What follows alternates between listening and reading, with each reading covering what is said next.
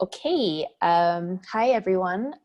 So as some of you may know, we intended to have the artist living room yesterday on Sunday as per usual, but due to some unforeseen circumstances, we were only able to do a one-on-one conversation instead of a whole group because some people were unable to make it due to internet and electricity issues. So I decided to just have conversations with the different artists that were supposed to be there at their own time.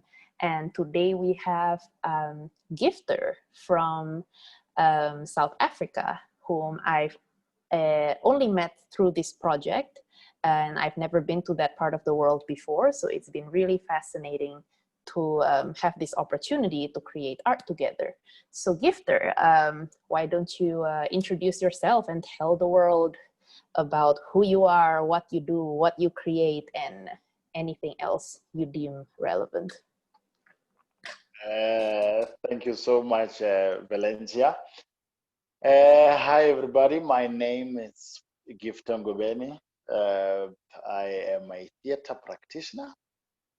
I am an actor. I am a lecturer. I teach acting 3, which is Krotowski, my favorite main man, Krotowski. I love him so much. And I teach movement. I love embodied narrative so much. I love unpacking what the body could communicate if we had no verbal communication. If we relied only on the body, I mean, the body has got so much to say to people, and we as human beings, sometimes we just don't want to listen to our bodies, you know. We want to use our mouth to justify what our bodies wants to communicate, and sometimes it's very, very important to just listen, keep quiet in a safe space and just listen to what your body is communicating. That's what fascinates me as a human being, and that's why I love movement so much. So the creation, or rather the works that I do, mainly focuses on the minimalistic, mimetic movement that the body does. Small moves for me communicate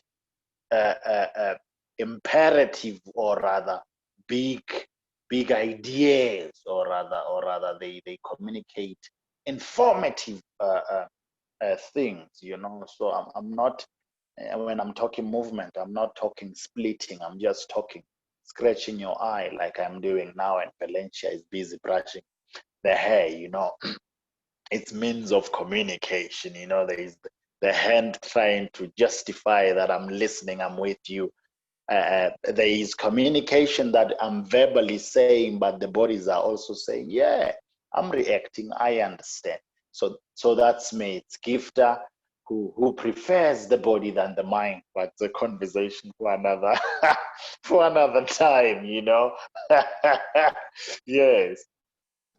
Yeah, what you were saying just reminded me of something that my good friend Nick, who's a hypnotherapist, he just had a conversation with me today, and there's something very fascinating that he has told me about suggestibility, about the way we perceive information. And he said there are 2 types of suggestibilities, and most people fall into either one of the 2 profiles, or at least one is dominant, and everybody is on a spectrum. And one type of suggestibility is emotional, and the other one is physical. So the name is very misleading, because what the emotional suggestibility people are like, they are very much in the mind. They think they're you know, they basically when they are in a situation, instead of feeling the direct sensations of the present moment, they're in their brain. And when somebody tells them something, instead of paying attention to the words that are being said, they pay attention to the emotional current behind the words. Whereas the physical people, when they receive words, they take the literal meaning of the words, exactly just the words on the surface. That's what they pay attention to more, and they're much more in their body. So they're more present. And for me, this is very fascinating, because you were talking a lot about being in the body and being present, and how that is in direct opposition in a way to being in your mind. And how when you have this difference with somebody who is less in the body, who is less present, how that brings out so many differences in communication styles. And that's why we have misunderstandings, right? You want to say this thing, but somebody else thinks you say something totally different. Of course. Yeah. Of course. Yeah. So basically, yeah, I guess you would say you are much more like, what brought you into this path? Like, what started your passion with the body and with movement? Did you start out as a dancer, or did it kind of come from theater, and then sort of physical theater kind of came after that? Yeah, I think I've never danced. You know, I know I can move, but I don't classify it as dance. You know. However, it's all the way from theater, all the way from embodying different characterization,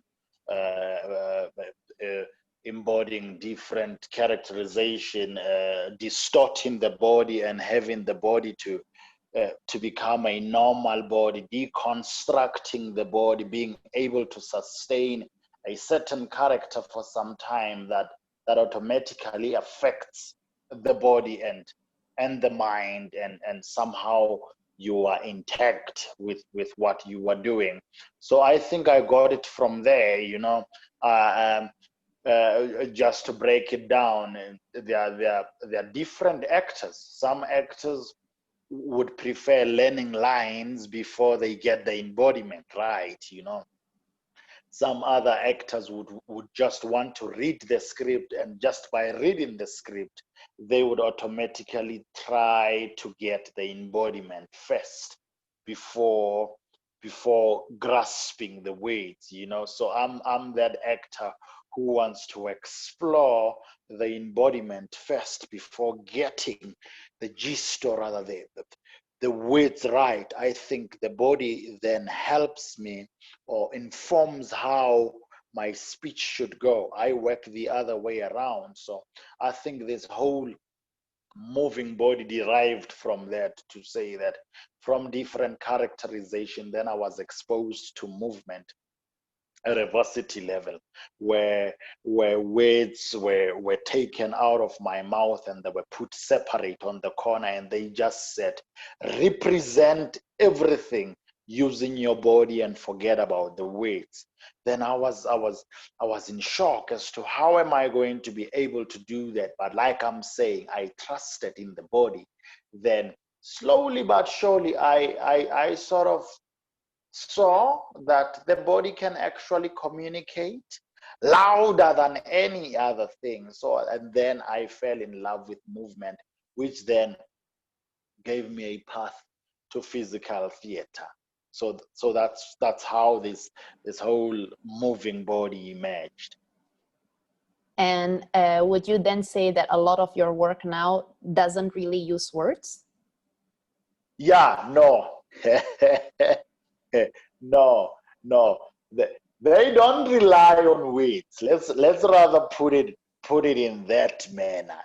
There is words in works that I do, but words are there to support. Words are like supporting actresses, but the body, it's the main man. The body, it's your Chuck Norris. You know, it's the steering within the movie. If I'm making sense. Yeah. But yeah. Because obviously we do works for different people in the world, and I'm not saying that people will never understand what the body is communicating, but I'm just saying we need words to support what we are doing. at times, and it can be a word that is repeated in multiple ways, you know. It's just small words, but they are not the main actors of my work. The main actor of my work is the body, and the words are supporting actresses or actors, the work that I do. And I think that is a really, really refreshing and important thing for us to acknowledge, because in this social media age, we are inundated with words. We are always words, words, words. And because we're communicating with text, the body and the emotional energy, your vibe, is all taken out of that. You know, you only have the words. And I must say that I can read a lot from a person just by how they write. And maybe you can relate to this as well. And this is how I decide who would be involved in the project, in a way, by reading and getting a feel of this person through their words. But it's not quite the same as what I'm doing with you now, which is direct conversation with voice, with body, with gestures. And what struck me as fascinating is, I think that you're a pretty eloquent person. Like, you use words very well, and yet you feel like, screw words. I'm not gonna focus on words. I'm gonna do something else. You know, so it's like sometimes people who's you know, some people, they are not really good friends with words. I say, like, they and words are not very good friends. With some people this is the case, and I noticed that with some of these people, they're better with nonverbal communication. In a way, you know, they communicate through other ways. Maybe they bring you lunch out of kindness or something, or they touch you, or you know, instead of using words, they're better at using things outside of words. But I feel like you know, it's not a case of not being able to use words. You actually can use words, but you just feel like, I'm not gonna make you the champion, I'm gonna make you the servant, not the master, but the servant. And yeah, so I thought that was fascinating. Yeah. You know, you know what? I want to say that thank you so much if that's a compliment, you know, because I've never believed that I communicate well, just to tell you the honest truth. Uh, uh, and it's very frustrating at times, because sometimes I do talk to people in many instances, and they always say that again. Oh, what do you mean? Do you understand what I'm saying? And I'm constantly trying to find a better way to communicate stuff to them, you know, and I'm comfortable with the type of job that I'm doing, because then if I'm explaining to students, for instance, and they don't seem to understand what I'm saying, then I stand up and I show them. I'm like, this is what I mean. You understand what I'm saying? But yeah, I'm very cautious as to what I am saying to people, because I just feel that my tongue, it's too hard, if I may put it that way. I just feel that sometimes it's hard for people to understand what I'm saying. But yeah, I want to say thank you so much if that's what you received from the other side. I mean, people are different. You understand what I'm saying? Yes. That we come from a different society. There are Pedi people. There in South Africa. There are Tsonga people who speak Nguni languages, and when you speak to them in English, they somewhat want you to sound like they've got a preempt sound already for you to say, I don't think you should be saying this in this manner. That's why they keep on saying, what do you mean? How do you mean? You understand? So I just feel like I'm not that good in terms of expressing myself, or rather communicating things in a way that people want them to be communicated. But I'm quite aware that should I speak to a person one-on-one like you, they definitely understand what I'm saying to them. Yeah, I haven't really had a problem thinking that I don't understand what you're saying. I think that I really understood you well, and I don't know if like for me, English is my comfort language. I feel completely awkward speaking Indonesian, for example, even though that's my mother language. I mean, that's my native language.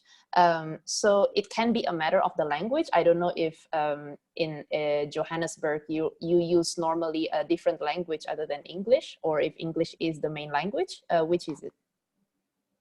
Yeah, no, uh, we communicate in English here, but we've got our own mother tongue languages. You know, we've got like 11 languages that we speak here. But Uh-huh. yeah, I mean, we communicate to each other in English. Right? Okay. English, yeah, yeah, Yeah. yeah. So I mean, I don't know if it's simply a case that I'm weird, so I can understand you. Yeah, no, I think you're a weird person, but you do understand. They just take time to understand me, but they hear where I'm going, but they just take time to get me. And I'm used to that by now. I'm like, ah, man, it doesn't frustrate me anymore when I speak to somebody and they're like, what? Say that again? I'm like, I take it slow. I take it slow. And I'm like, this is what I mean. But it's okay. It's just a language thing. Yeah.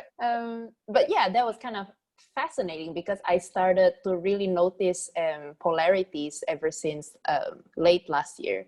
And I kind of feel like I'm often brought into the paths of people who are in polarity to me in some way, whose energy is sort of on the opposite end of the spectrum of me in various aspects.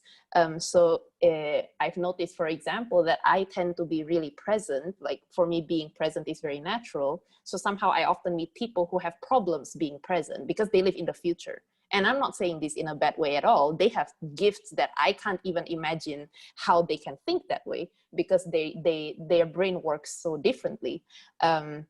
But another thing I noticed is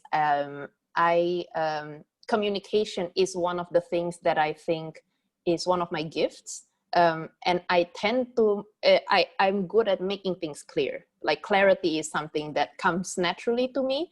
And then I often end up meeting people whose energy is confusion. They are naturally either confused or confusing or both. So they're confused about themselves and they confuse other people when they communicate. And for some reason, this is something I notice in many different people, and it's fascinating. Like I'm fascinated by them, they're fascinated by me because we are we are in polarity, you know. Yes, yes, Yeah. yes, yes. So it's kind of fascinating to hear that I haven't really had a problem understanding you, but for you, it's a common experience that people are confused about what you say. Of course, and it's a South African thing because I've performed abroad. I've been in Europe. I've been performing in Europe, and people in Europe understood what I was saying to them, which is very weird, and I didn't have to say it several times. So I'm not surprised. I just don't know. I don't know, but it's Maybe okay. you're maybe you're out of place. Maybe we need to abduct you somewhere else. Get I a think UFO so. to like bring you Of somewhere else, you course. know? Get me a house there. Get me a house there so I can just move. No, I think I'm Yeah. out of place. Yeah. Yeah. Yes. Because I mean, I definitely feel out of place where I am, you know. I don't spend much time at all in Indonesia, and I'm only here because of the pandemic in a way right now. Otherwise, I normally am anywhere except here because I feel really strange here. Like I feel like a total alien uh, in my own home country, and I'm physically here, but mentally and spiritually, I'm everywhere. I mean, even with this project, I have to be everywhere. You Of know, course. Of it's course. yeah. Of course. So We need you. Yeah. yeah. So it's kind of like I wouldn't be surprised if it's something similar for you as well, that that you there's a home for you somewhere waiting Yes. waiting. Yes. slowly coming there. I'm Yeah, slowly your coming. tribe. Yeah, You have a tribe yeah, awaiting you yeah. somewhere else. Of course, of course. Yeah. And I'm curious about this guy you mentioned earlier, Krotowski. Um, can you tell me more about this person, what he does, and why he inspires your work? This man is a powerful man. Uh, uh, uh, he's the father of poor theater. Poor He theater. Yes, of poor theater, of poor theater. So he's the one who comes with techniques that inform how the body should work. He's the guy that says that go into a theater and move, obstruct everything, move the lights, move the costume, and just look at the beauty of what the body can produce. So that's what I like about him. He does not depend on spectacle. He does not depend on costume. He mainly focuses on the body on its own and nothing else. And that's my biggest philosopher. If we were given bodies as actors to use as instruments to be able to perform, to be able to give a narration to the people who are sitting down, why are we then hiding behind costumes? Do we need them? Do we need a roof on top of our heads in order for us to produce work? No. Do we need lights to sort of assist in terms of giving the narrative to the people? I just love him because he constantly reminds us that we can create without stressing about building, without stressing about clothing, without stressing about any other thing in the world but the body. Yes. Yeah, so that's kind of tying into what you said about minimalist theater, right? Yes, yes, Mm-hmm. yes. Yeah. Yeah, it's made me, I went to New York a few years ago and I was very curious about the Broadway musicals they have there, right? In 9 days, I watched 6 musicals. Like, that's a lot. And I kind of sometimes went to queue in the way that you can get the cheap tickets and things like that. And sometimes you have a standing room ticket, but then if they have enough room in the front, they allow you to sit and things like that. So I was just curious, about experiencing Broadway, where it came from. And I was quite bored for most of it. And I was very curious why. This was like 5 years ago, right? And I'm like, people pay tons of money to watch these things, and you can kind of access it any time of the year because it's year round, right? They have like specific buildings for specific shows. But I wasn't impressed, and I was wondering why I wasn't impressed. And it was only last year that I understood why. And this was because I was in Berlin, and they have a completely different approach to art in the one that I got to experience at least. And I realized that I was bored because I was feeling the boredom of the people on stage. They were performing the same thing day in, day out, every day, a whole year, sometimes more, depending on their contract. And I kind of feel like there's all this spectacle, as you mentioned. There's really amazing costume, amazing set, high production value, and everything that makes it a really, entertaining show. And it entertains, but it doesn't touch, and so it's not memorable. And it's like, I kind of feel like the artistry and the creation aspect was so removed from what I saw on stage, because it happened in the rehearsal room for maybe 1 or 2 months before they go on a whole year of shows, or maybe even before that. The creation part happens before the rehearsals. They set the whole thing and then they rehearse it and then they have the show, right? So I kind of felt like, how different would it be if they have Broadway, but it's improvised every time? You know, how much more different would it be if the artists get to make mistakes, they get to create new things on a daily basis. And for me, I don't see so much the value in like watching a musical and then 3 days later watching the same thing, seeing the exact same thing, you know. But if it's something different, there's something kind of fresh and exhilarating and also risky about it. Sometimes you get something good, sometimes you get something not so good, but the creation happens on stage, and you as the audience creates it at the same time. You know, of course. And that's also part of the reason why I've been working in this project the way I have, the kind of things that I'm trying to promote, which is I want there to be some degree of improvisation, so that it keeps things fresh for us. And if it's fresh for us, I feel like the audience feels that as well, you know. Like I think we all have the capacity to be empathetic and sensing the energies of the people that we perceive. So, you know, like I think if like I did an improvised performance in San Francisco where I dropped my shawl, you know, and that was not planned, and the audience was like just so enraptured by that moment of it dropping and figuring out like what is she gonna do about it dropping, you know, because they can sense that it was not planned. And then how I played with it, and how everything else was just, and I couldn't have recreated that if I had intentionally dropped it, you know. That wouldn't be the same. So it was fortuitous. It was magic.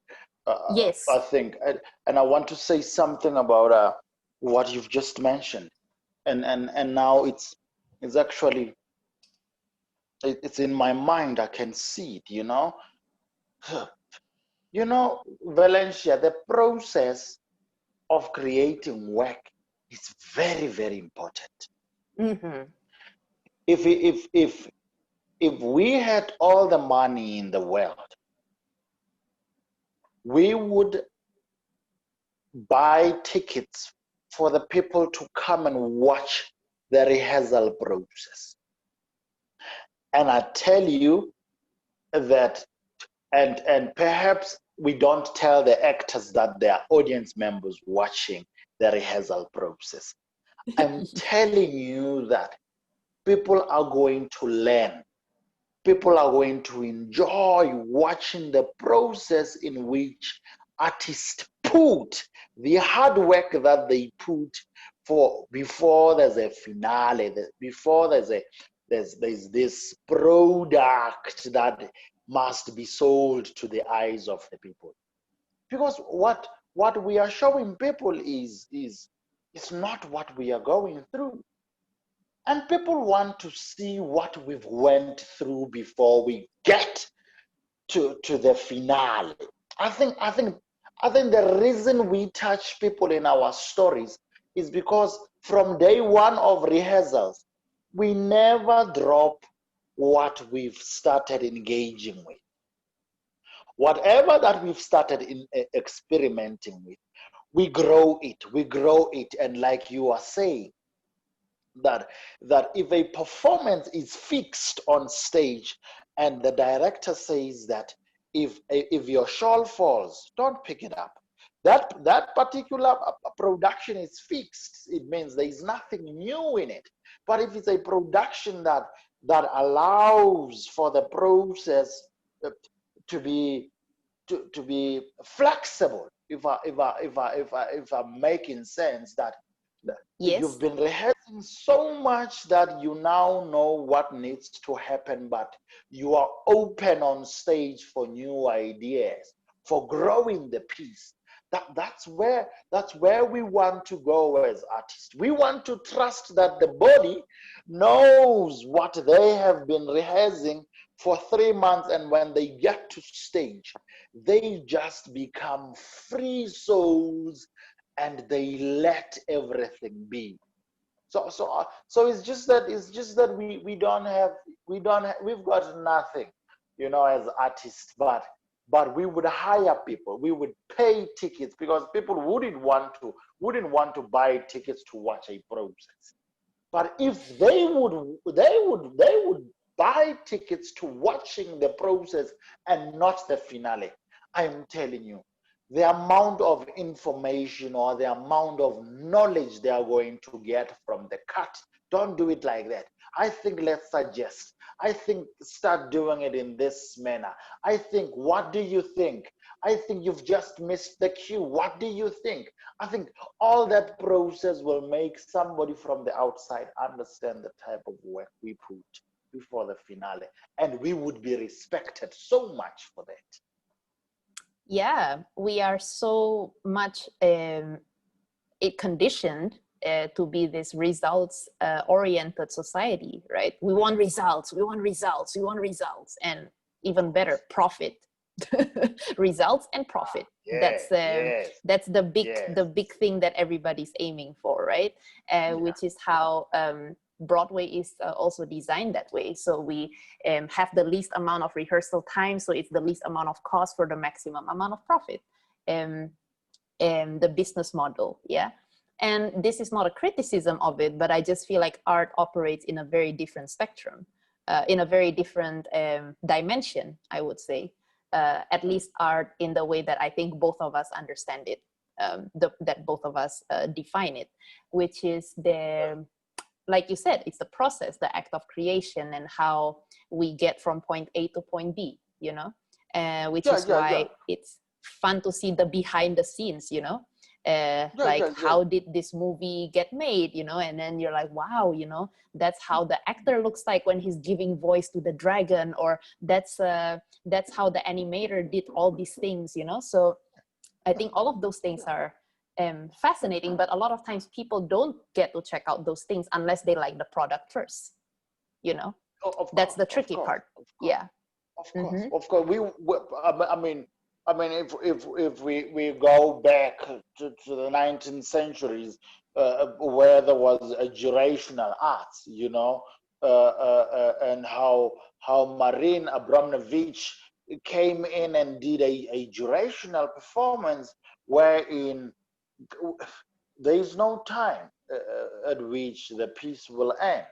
You know, we want to see such art form, but we are too busy.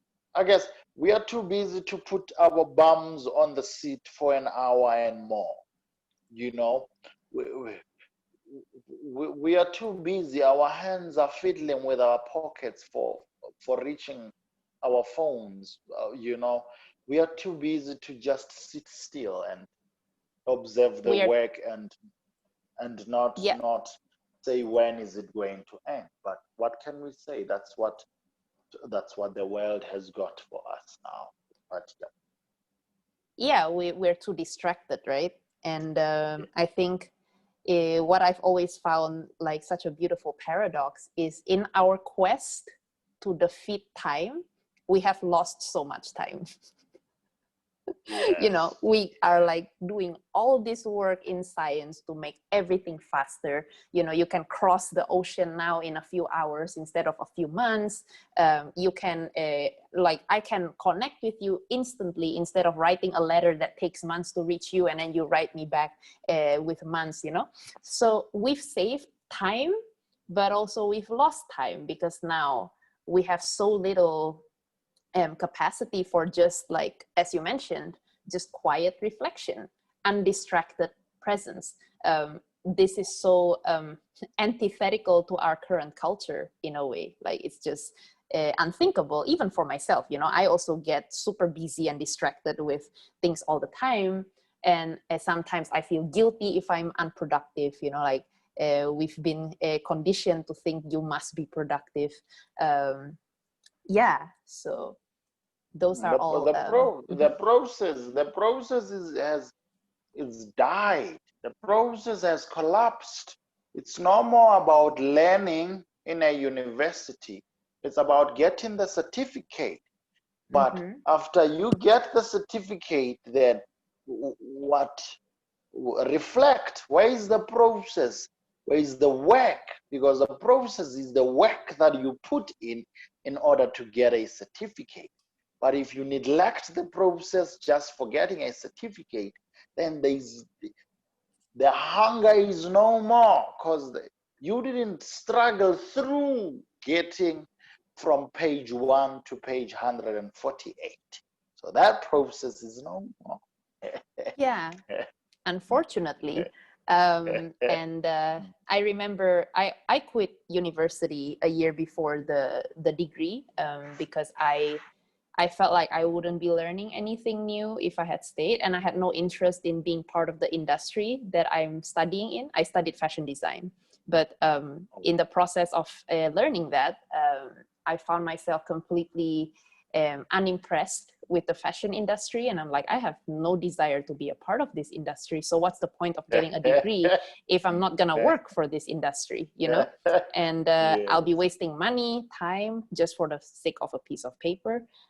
So I decided, like, I'm not gonna do this. But it led to a few years of discovering what do I want to do, because I've spent many years thinking I'm gonna be a fashion designer, and then I went to fashion school and realized no, that's not what I want.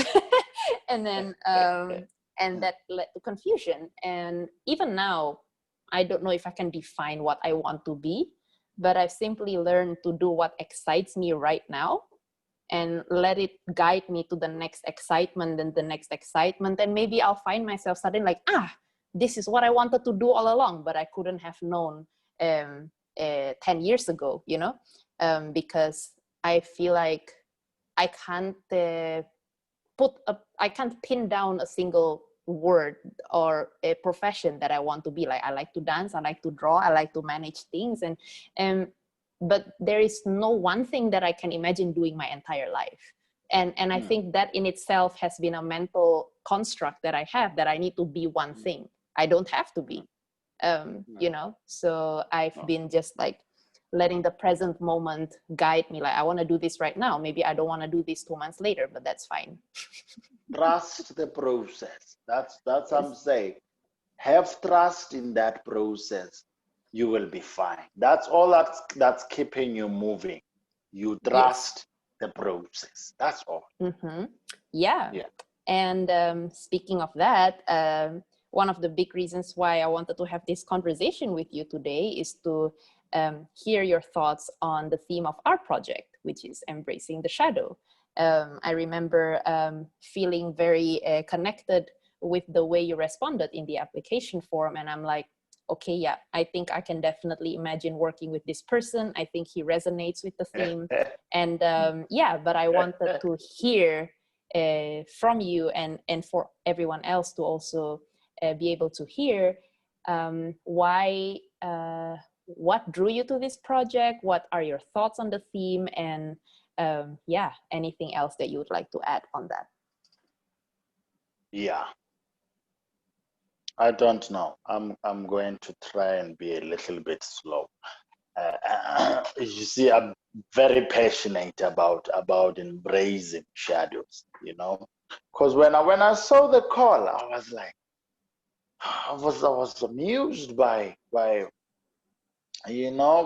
just the theme of the call, embracing the shadow. And all of a sudden I saw shadows, in my brain. I was like, what? How did these people think of this theme? Where are these people from? Why do they want to live with shadows and not people? And what is it about shadows so much? But it then resonated with me because as an African man, I live with a shadow almost every day of my life. The shadow comes and the shadow goes away. Sometimes I would like to believe that this shadow gives me a direction, or this shadows sort of protects me from whatever that might happen in front of me. So for me, shadows and the entire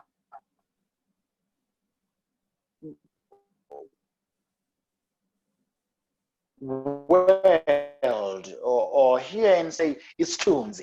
That word, very, very important word. When you say to a person, it's Tunzi, it means that person is powerful. That person has got presence. You can feel that person wherever you are. If that person just comes and stops and never says something, you would literally feel that person from your shoulders. So I just felt, or rather, in my mind, I was like, we never recognize a shadow as human beings. We see shadows, but we are never like, can a shadow communicate? And it goes back to what I've written in the proposal. If I'm in a room and right now I'm seeing shadows where I'm sitting, I'm seeing my table is seated there and there's a shadow that's created by my table, and as I speak I'm seeing movable shadows, but I'm saying if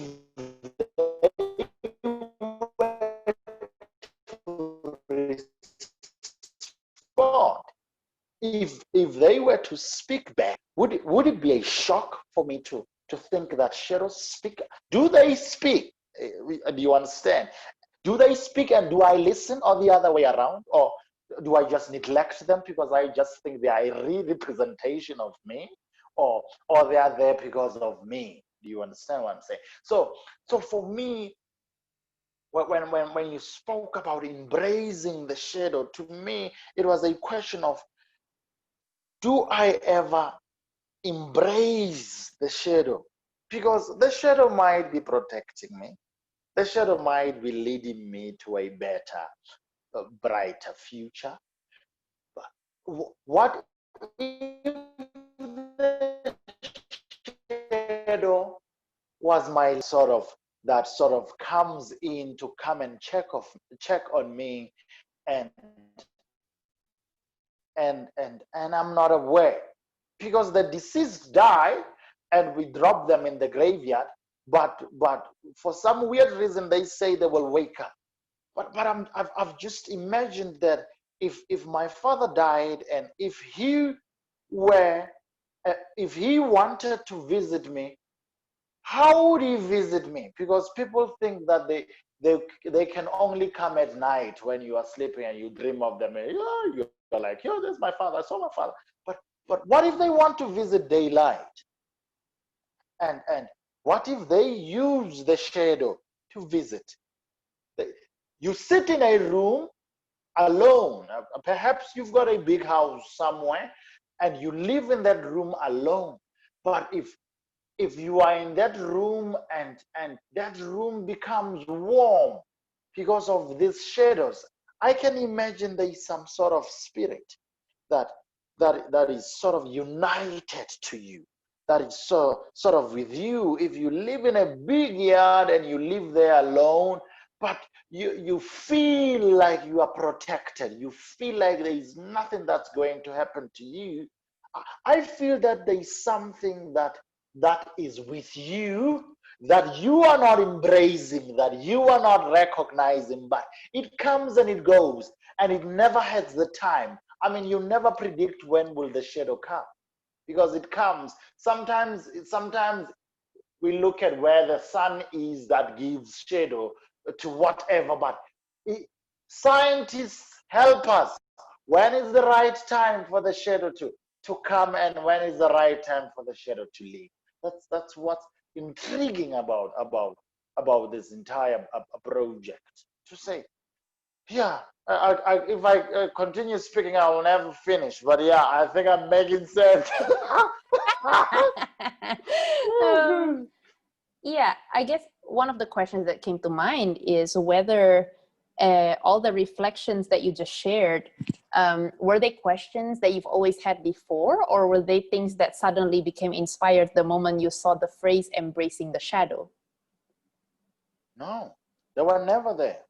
They sparked when I saw embracing the shadow. They were never there.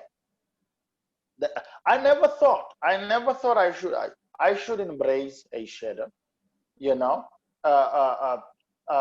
because if I were to put it in theatrical terms, there is always somebody whom we are shadowing. to become better actors. There's people whom are shadowing us in order for them to become actors. But do we embrace them? No.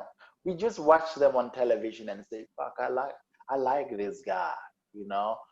But you are actually shadowing that person. You are actually engaging with that person to see how they do things, and you're sort of following them. You are shadowing their process. But do you ever go to them and say, you know what, Valencia, I've been watching how you communicate. You are good. And today, I can do it better than you because I've learned. Do you understand? I've never thought about it. It just sparked when you sent me the call. So, whoa, yeah, yeah.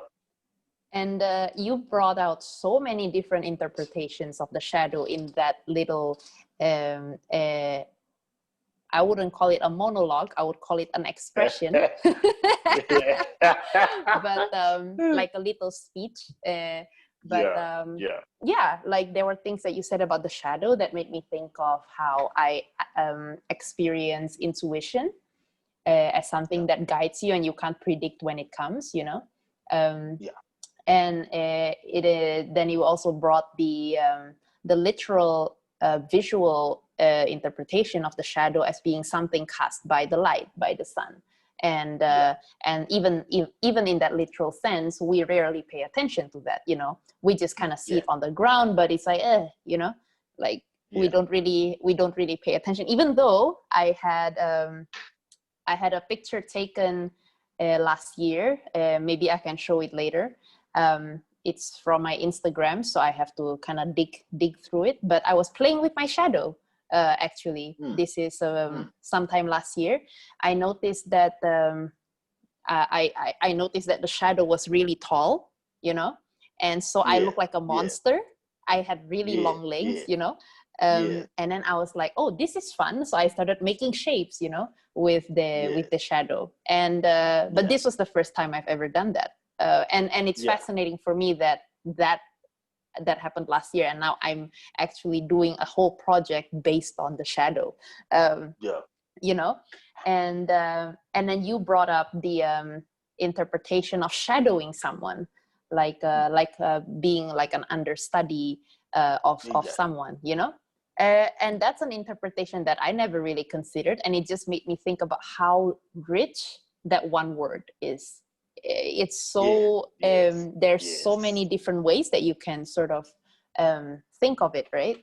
And I kind of feel like it's something you can keep digging deeper and deeper, and then you kind of come up with new ways of seeing it, even though the original intent that I sort of created the project with was the idea of the shadow as the parts of ourselves that we are rejecting, that we don't want to look at. And in some ways that can connect to what you said, you know, but you also interpreted it in a very different way, because the intuition, you know, a lot of us think of it as like the voice, your higher self, or whatever it is that sort of has your best interest and, like, you know, wants to guide you in the direction that you're meant to go. Whereas the shadow, a lot of people think of shadow work as like, you know, working with your emotional wounds and integrating the darkness within you and things like that, like more like psychological kind of thing, you know. So I really appreciate that you've taken that meaning in very different ways, you know, that to show that really there is not one way to do that, because, you know, it would be boring if there is just one way. And of course the idea of the shadow having a voice, or how it would communicate, and to go back to your fascination with movement and the body, you know, what if that's how the shadow communicates, you know, nonverbal, and with feelings you can feel in the body, you know, like how do you feel when you meet a new person? How do you feel? How does that person make you feel in the body, you know? Because some people, you kind of meet them and you just know, I don't need this person in my life, you know, you just know it. Your body reacts a certain way.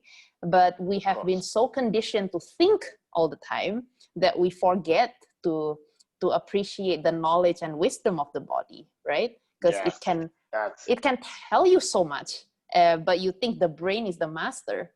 And that's, I think, where a lot of us have gotten it wrong, and where why we are where we are today, being disconnected from the body. Yes. Yeah. So yeah, we have been like chatting for a while, and I think we can talk a lot. But, I know. No, I don't. I've said a mouthful. I'm fine. You said a I'm just mouthful. yes. I'm excited to work. That's all. Yeah. Yeah, awesome. Okay, so well, this is probably as long as a normal artist living room, even though it's just two of us. Yes. But thank you so much for making this time. I understand that we kind of just like, instead of going with a fixed time, we're just like, okay, whenever our internets work, let's do this. You know, it's such a wild card these days. You know, anything can happen. And in your case, in Johannesburg, I've never even heard the word before you told me, which is load shedding, which I'm understanding to be kind of like a rationing of power, a rationing of electricity. Yeah. Yes. I've never heard that term before, although I wouldn't be surprised if they've done it here in Jakarta. I also sometimes just get random outages, although normally not that long. But yeah, I kind of enjoy this spontaneous exchange, and to get to know you better. I think aside from the very first time we called after the application, this is the, today is the first time we've again talked one-on-one outside of the group meetings. Where and I'm really appreciative of, as I said, your gift of humor, which you have gifted in the lives of those who have been a part of your presence in these group meetings. And I am very excited to see that gift being shared with more people. And yeah. Thank you so Yeah. much. Thank you so much. Yes. Yeah. No, So thank you for this conversation, and we'll see each other tomorrow. Yes, of course. Thank you How so exciting. much, Valencia. Thank you. Thank you again for the opportunity. Thank you so much. Of course. All the best for the rest of your night? Yes. Yes. It is nighttime, I believe, for me as well. Okay. Yeah, you must bye. sleep. Thank you. Bye. Yes. Bye.